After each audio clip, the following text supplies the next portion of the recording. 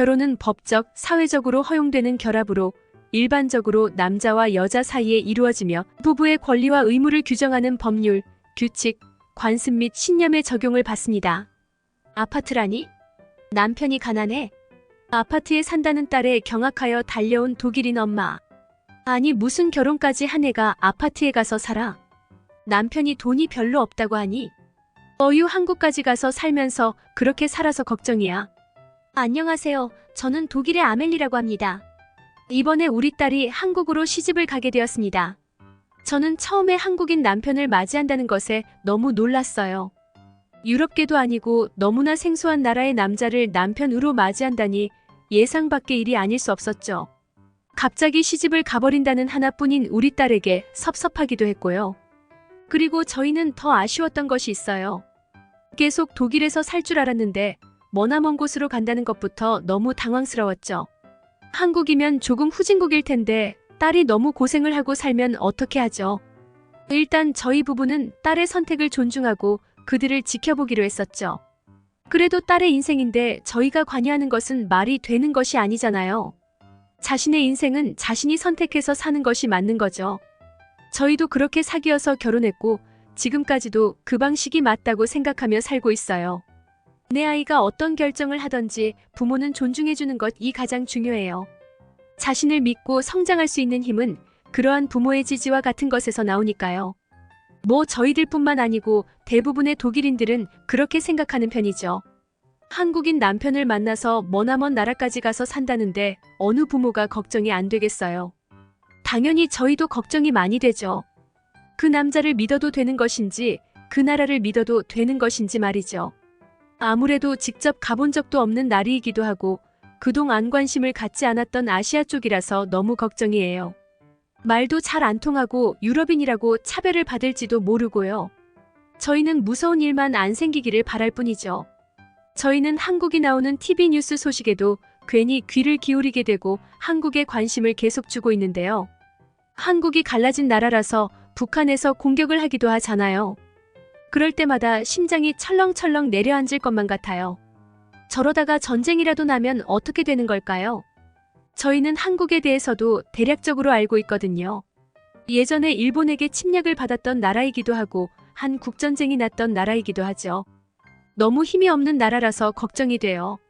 한국에서 산다면 괜히 다른 나라들 때문에라도 불편함을 겪을 수도 있잖아요. 저희 독일은 워낙 강대국이니 그런 걱정은 없는데 말이에요. 차라리 일본이라면 그나마 안심일 텐데 한국은 좀 더 걱정이 되었죠. 아유 그리고 우선 사위가 괜찮은지도 정확히 모르겠어요. 사실 저희 딸이 한국 여행을 갔다가 만났다고 하더라고요. 혼자서 배낭여행을 한다며 어디를 그렇게 다니던지요. 아무튼 지금의 사위한테 한국 여행에서 모르는 길을 물어봤는데 능숙한 독일어로 길을 알려주었다고 했어요. 신기해서 독일어를 어떻게 할 줄 아냐고 물어봤더니 그 남자는 철학과 출신이라서 독일어를 잘한다고 하더라고요. 제가 봤을 때는 여기서 제 딸이 그 남자한테 끌렸던 거예요. 아시아 사람이 독일어를 잘하고 심지어 철학을 전공했다고 하면 무언가 대단해 보이잖아요. 그렇게 둘이 카페도 가고 이야기를 하다 보니 말이 잘 통했나 봐요.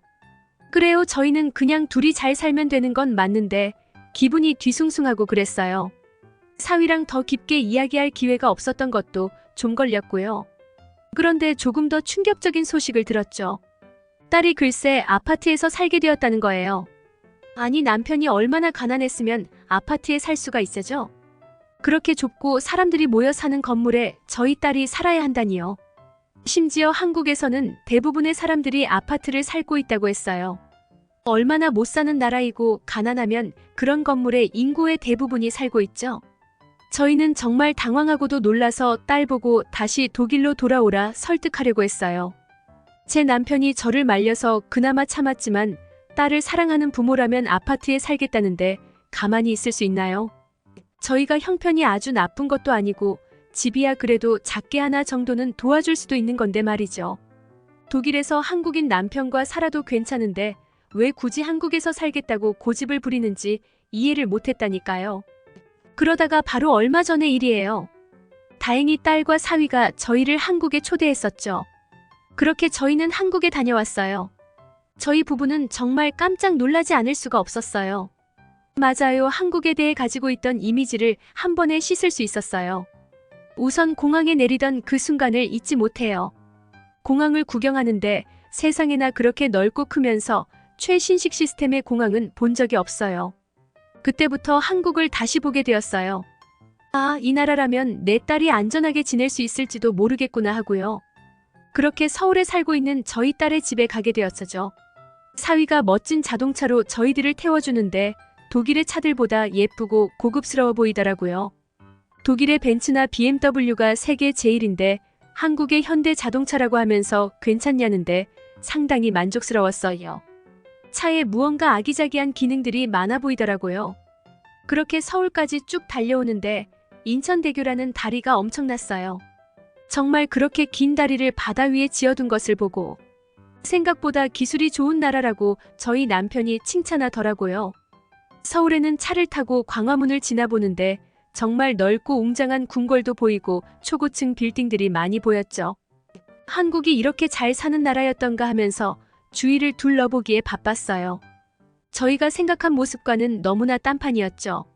그래도 중간중간에 넓은 땅이 있어야 할 텐데 그런 것도 하나도 없고 전부 건물들로 빼곡하더라니까요. 얘네 부부가 사는 아파트도 첫인상에 사실 반했어요. 아파트의 상가에는 많은 상점들이 있었고 멋진 조경의 아파트 단지였죠.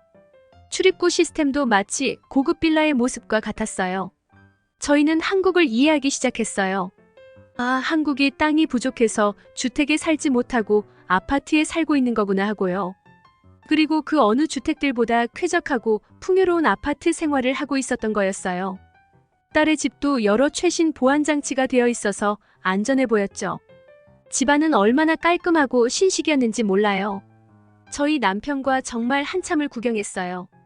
부엌도 마음에 들고 화장실도 마음에 들고 그리고 빨래가 잘 마르도록 베란다 천장에 있는 의류 건조기도 너무 신기했어요.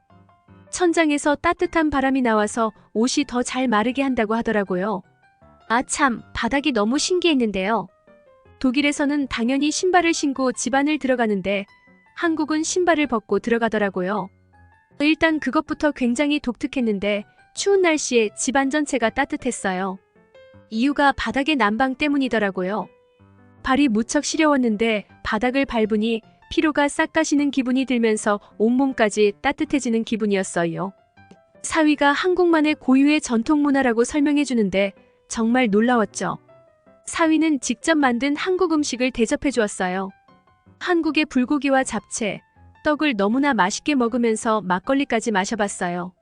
잡채는 스파게티면과 다른 특별한 면발이었어요. 막걸리라는 술은 정말 달면서 향이 신기하더라고요. 저희는 정말 와인을 즐겨 마시는데 막걸리와 같은 술은 처음이었어요. 한국의 음식과 막걸리는 굉장히 궁합이 잘 맞는 것 같다며 저희 남편은 칭찬 일색이었죠. 술을 너무 마셔서 초저녁부터 취해버린 것이 문제였지만요. 이날 이후로 저희 부부는 한국에 푹 빠졌죠. 딸이 왜 한국에서 살고 싶어 하는지 거의 완벽하게 이해하게 되었어요. 우선 독일보다 훨씬 편리하고 깔끔해 보여요. 독일은 오래된 건물들이 많아서 젊은 세대가 살기에는 불편한 점이 있을 수 있죠. 한국은 어쩜 이렇게 전부 새 건물만 있는지 너무 신기하더라고요. 그리고 한국도 한국이지만 무엇보다도 사위가 너무 다정하고 가정적인 남자라서 마음에 들었어요.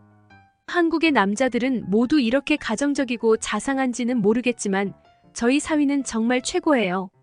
한국에 예라는 문화가 있어서 어른들을 잘 모신다고 말하면서 저희 남편에게도 정말 깍듯하고 그를 위해주는 마음이 느껴지더라고요.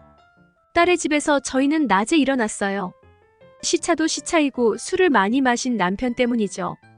그런데 그때 더욱 신기한 일을 겪었어요. 사위가 휴대폰을 막 보면서 배달 음식을 주문하더니 한 20분 만에 아침 식사들이 도착한 거예요. 한국의 국밥도 맛보라면서 시켜주고 빵과 커피까지 전부 금방 도착하더라고요. 심지어는 아이스크림이랑 랍스터까지 시키더라니까요. 저희는 정말 놀랐어요. 아니, 독일은 주로 치킨이나 피자, 스테이크 위주인데 한국은 배달 음식의 종류가 정말 많나 봐요. 사위도 한국에서는 꽤나 이름 있는 회사를 다닌다고 말해주더라고요. 회사 이름은 잊어버렸는데 반도체 관련 회사라고 하면서 어떤 일 하는지에 대해 알려주더라고요.